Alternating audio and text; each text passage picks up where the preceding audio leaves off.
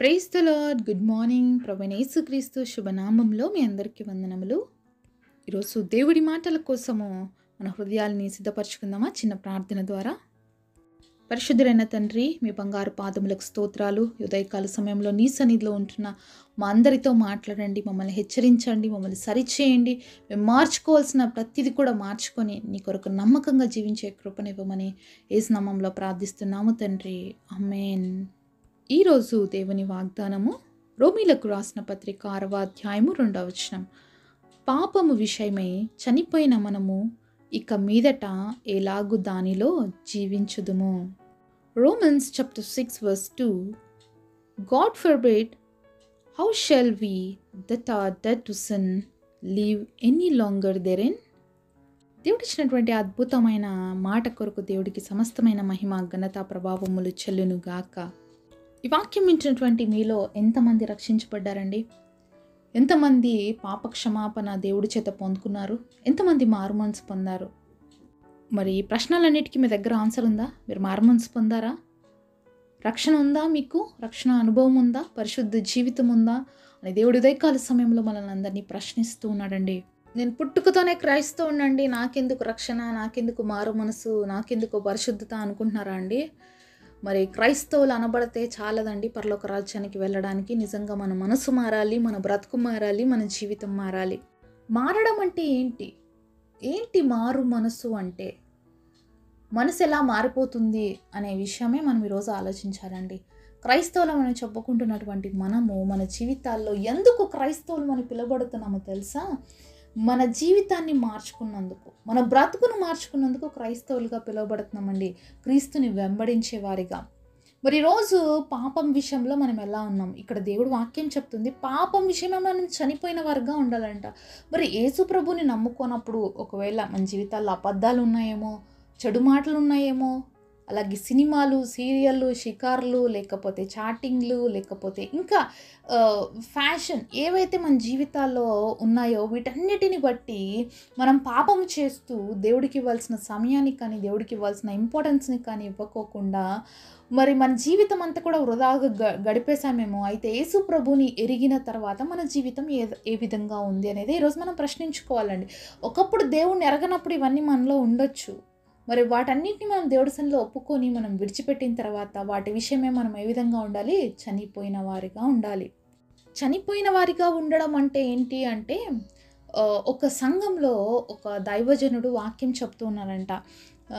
మరి పాపం విషయంలో మనము రాజీ పడిపోతే, పాపాన్ని అలాగనే చేస్తూ ఉంటే ఏదో ఒక రోజు మన మీదికి శిక్ష వస్తుంది, ఏదో ఒక రోజు మనము నశించిపోతాము అని వాక్యం చెప్తుంటే అక్కడ ఉన్నటువంటి ఒక యవ్వనస్తుడు, ఎన్నిసార్లు వినింటాలేండి పాస్టర్ గారు, మీరు ఎన్ని చెప్తూనే ఉంటారు పాపం చేయొద్దండి, పాపం చేయొద్దండి. మరి నేను పాపం చేస్తూనే ఉన్నాను, మరి నాకేమన్నా అయిందా ఇప్పుడు, నాకేమన్నా జరిగిందా ఇప్పుడు అని చెప్పేసి పాస్టర్ని ఎదురు ప్రశ్న వేస్తాడనమాట. అప్పుడు పాస్టర్ అతనికి చెప్పిన విషయం ఏంటంటే, బాబు, ఒక చచ్చిన శవం మీదకి వెళ్ళి ఒక బరువైన రాయి పెట్టి రాపో నాయన, చూద్దాం అది ఏమన్నా మాట్లాడుద్దా ఏమో అనేసి అన్నప్పుడు, ఎట్లా మాట్లాడుతుంది పాస్టర్, అది ఏమన్నా మాట్లాడడానికి జీవం ఉంటాయి కదా అంటే, అలాగే నాయన, నువ్వు కూడా వాక్యం వింటున్నావు కానీ చచ్చిన స్థితిలో ఉన్నావు. ఆ వాక్యము నీకు మరి నీ మీద ఎంత భారముగా పంచుకుంటున్నప్పటికీ కూడా నువ్వు చచ్చిన స్థితిలో ఉంటే నీకేం వినిపిస్తుంది అని చెప్పి ఆ ప్రశ్న వేస్తాడనమాట పాస్టర్. అప్పుడు అర్థమవుతుంది ఆ యవ్వనస్తుడికి ఏంటి అంటే, ఆత్మీయంగా చచ్చిన స్థితిలో ఉన్నాను అంటే, చచ్చిపోయిన వాళ్ళకి మరి ఎంత బరువు పెట్టినా, ఎంత మంచి స్మెల్ వచ్చే ఫుడ్ పెట్టినా వాళ్ళు వేసి కూర్చుంటారా అండి? ఎంత వాళ్ళకి ఇష్టమైన బట్టలు తీసుకొచ్చి పెట్టినా, వాళ్ళకి ఇష్టమైన నగలు తీసుకొచ్చి పెట్టినా, లేకపోతే వాళ్ళకి ఏదైతే ఇష్టం ఉందో అది తీసుకొచ్చి వాళ్ళకి ఇస్తాం మీరు లేయండి అంటే లేస్తారా? లేయరు కదా. ఎందుకు అంటే చనిపోయినారు, వల్ల ఏం లేదు, ఆత్మ లేదు. మరి ఈరోజు క్రైస్తవులముగా మరి పాపం విషయంలో మనం చనిపోయిన వారుగా ఉండాలని దేవుడు మాటలు సెలవిస్తుంటే మనం ఏం చేస్తున్నాము? ఒకప్పుడు విడిచిపెట్టిన అలవాట్లు మళ్ళీ అదే స్టార్ట్ చేస్తాం.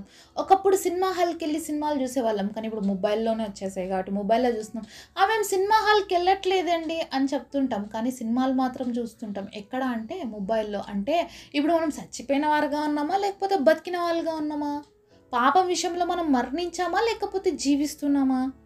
ఇవన్నమాట. ఇలాంటి కొన్ని అలవాట్లుంటాయి మన జీవితాల్లో. మనం చచ్చిపోయినామని చెప్పుకుంటాం ఆ పాపం విషయంలో, కానీ మాట మాటికి బతుకుతుంటాం. చచ్చిపోయిన వాళ్ళు ఆ విధంగా బతుకుతారా అండి? ఇంక అలా బతికితే ఇంకేమన్నా ఉందా?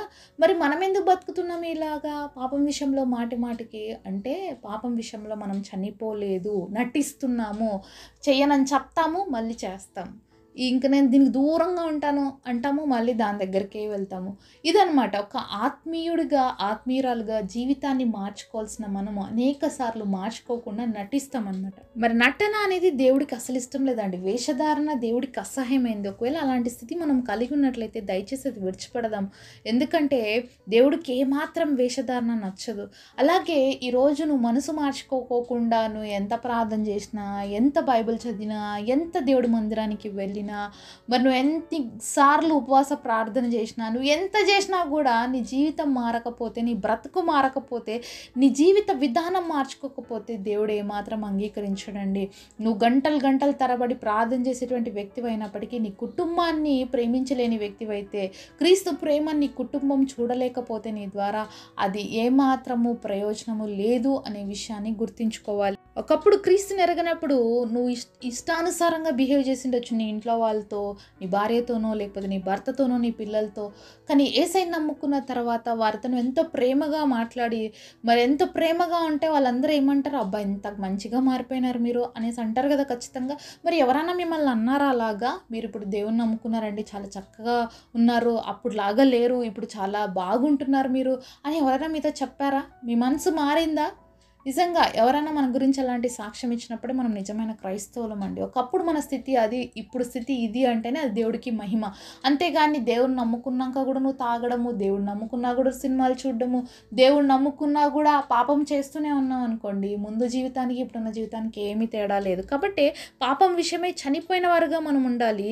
ఇక మీదట మనలో ఏ విధంగా బ్రతకాలి మనము అంటే క్రీస్తును కలిగి బ్రతకాలి. ఎవరైనా మన జీవితంలో పాపం కాదండి చూడాల్సింది, మన జీవితంలో క్రీస్తుని చూడాలి. ఒకప్పుడు ఈ పాపం చేసేటువంటి నువ్వు ఇప్పుడు చేయటం లేదు, కారణం ఏంటి అని అడిగేటువంటి జీవితాన్ని జీవించాలి.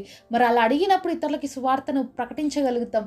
అలా అడిగినప్పుడు ఇతరులకి క్రీస్తు ప్రేమను మనం తెలియజేయగలుగుతాం. అలా అడిగినప్పుడే మన జీవితంలో ఉన్న క్రీస్తుని ప్రజలకి చూపించగలుగుతాం. కాబట్టి పాపం విషయమై చనిపోయిన మనము ఇక మీదట ఎలాగ దానిలో జీవిస్తాము అని ప్రశ్నిస్తున్న ఈ ప్రశ్న ఈరోజు మనం అందరం వేసుకుందాం. ఇంకా ఏ ఏ పాపాలు జీవిస్తున్నామో ఒకసారి వెనక్కి వెళ్ళి చూసుకుందాం. ఒకవేళ ఎక్కడైతే ఇంకా మనం విడిచిపెట్టని పాపాలు మిగిలిపోయి ఉన్నాయో, దేవుడికి అయిష్టకరంగా జీవిస్తున్నామేమో, దేవుడి నామానికి అవమానకరంగా మనం జీవిస్తున్నామేమో అన్న పాప బ్రతుకును బట్టి అనేక మంది అన్యులు వీళ్ళ క్రిస్టియన్స్, అబ్బా వీళ్ళ యేసుప్రభు బిడ్డలు అనిపించుకునే స్థితిలో మనం ఉన్నామేమో. ఒక్కసారి మనల్ని మనం పరీక్షించుకుందామా ఈరోజు? ఏ పాపాన్ని బట్టి అన్యులు నీ గురించి అలాగ మాట్లాడుకుంటున్నారు? ఏ పాపాన్ని బట్టి ఇతరులని చూసి ఆ విధంగా మాట్లాడుకుంటున్నారు? వీళ్ళు క్రిస్టియన్సా అనేటట్టుగా నువ్వు ఉంటున్నావా? అబ్బా వీళ్ళు నిజంగా క్రిస్టియన్స్, వీళ్ళు నిజంగా దేవుడి బిడ్డలు అనిపించుకునేటువంటి జీవితాన్ని మనం కలిగి ఉంటున్నాము. ఒకవేళ ఇంకా పాపంలోనే మనం జీవిస్తూ ఉంటే నిజంగా మనలో రక్షణ లేనట్లు, మనలో మారు మనసు లేదండి. మరి కేవలము ఒక ట్యాగ్ వేసుకొని నేను క్రిస్టియన్ అని చెప్పుకుంటున్నాం అంతవరకే. కానీ క్రీస్తుని కలిగిన ప్రతి వ్యక్తి ఎంతోమంది మార్చబడండి. గజ దొంగలు, తర్వాత వ్యభిచారులు, చాలా భయంకరమైనటువంటి పాపాలు చేసేటువంటి హంతకులు ఎంతోమంది ఒకప్పుడు వాళ్ళ జీవితాల్లో ఆ విధంగా ఉన్నారు. కానీ వాళ్ళు మార్చబడిన తర్వాత ఎంతో మంచి వ్యక్తులుగా మార్చబడ్డారు. యేసు ప్రభువుని నమ్ముకోవడానికి రీజన్ అదేనండి. పాపం నుంచి పరిశుద్ధతలోకి రావడానికే. యేసు ప్రభు మతానికి దేవుడు కాదు, కులానికి దేవుడు కాదండి. యేసుక్రీస్తు ప్రభు అందరికీ దేవుడు. ప్రతి మానవుణ్ణి పరిశుద్ధుడిగా చేయడానికి శక్తివంతుడైనటువంటి దేవుడు ఆయన. కాబట్టి ఎవరైనా యేసు ప్రభుని నమ్ముకుంటే వారికి ఏ శిక్ష విధి లేదు అని దేవుడు వాక్యం సెలవిస్తుంది. ఎవరైతే తమ పాపములను యేసుక్రీస్తు ప్రభు వారి రక్తం చేత కడుక్కుంటారో వాళ్ళ పాపముల నుంచి ఆయన విడిపించి వాళ్ళని పరిశుద్ధులుగా, నీతిమంతులుగా చేస్తారని వాక్యంలో రాయబడి ఉంది. కానీ ఈరోజు యేసయ్యని ఎరిగి ఉన్నానని చెప్తూ, దేవుడి సన్నిధికి నేను రెగ్యులర్గా వెళ్తున్నానని చెప్తూ, ప్రార్థన చేస్తున్నానని చెప్తూ కూడా పాప జీవితాన్ని విడిచిపెట్టకపోతే నువ్వు పాపం విషయంలో చనిపోయిన వ్యక్తివి కాదు, ఇంకా నువ్వు పాపం విషయంలో జీవిస్తున్న వ్యక్తివి. కాబట్టి ఈరోజు నువ్వు పాపం విషయంలో జీవిస్తున్నావా, లేకపోతే క్రీస్తు కోసం జీవిస్తున్నావా? ఏంటి మన స్థితి, ఏంటి మన బ్రతికేంటి? ఈరోజు దేవుడి మాటలతో మనల్ని మనం పరీక్షించుకుందాం, సరి చేసుకుందాము. ఇక నుంచి క్రీస్తు కోసం బ్రతుకుదాం, పాప విషయంలో మరణిద్దాం. అట్టి కృప దేవుడు మనందరికీ దయచేయునుగాక. పరిశుద్ధుడైన తండ్రి, మీరు మాతో మాట్లాడిన ప్రతి మాట కొరకు వందనాలు ప్రభా. పాప విషయమే మేమందరము మరణించేవారిగా, క్రీస్తు కోసం జీవించేవారిగా ఉండటానికి కృపనివ్వండి.